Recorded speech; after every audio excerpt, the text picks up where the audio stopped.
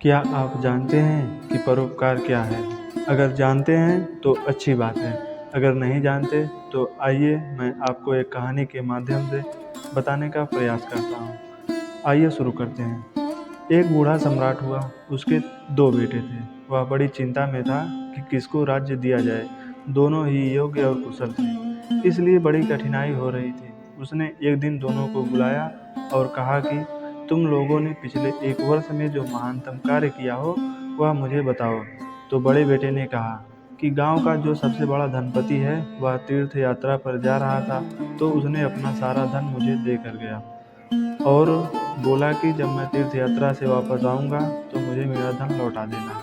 चाहता तो मैं उसका पूरा धन भी ले सकता था, क्योंकि उसकी कोई लिखा पढ़ी नहीं थी और ना ही कोई गवाह था, लेकिन मैंने ऐसा नहीं किया।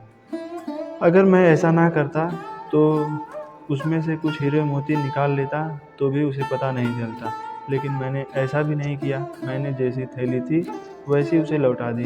तो पिता ने कहा कि इसमें परोपकार तो कुछ भी ना हुआ।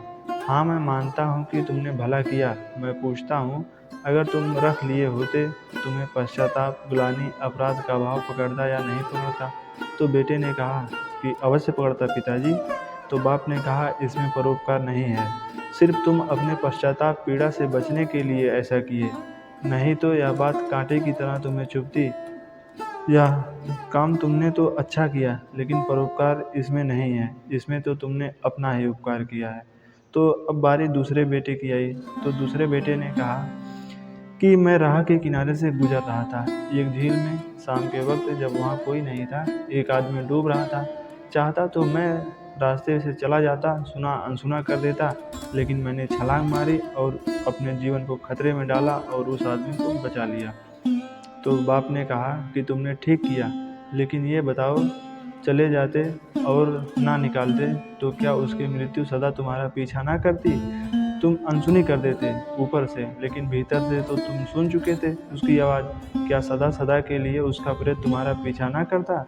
भय से तुमने छलांग लगाई है, अपनी जान खतरे में डाला, लेकिन परोपकार तुमने भी नहीं किया। और पिता ने कहा, तुम दोनों में से परोपकार किसी ने नहीं किया, क्योंकि तुम अहंकार से फूले नहीं समा रहे हो कि मैंने इतना बड़ा कार्य किया है।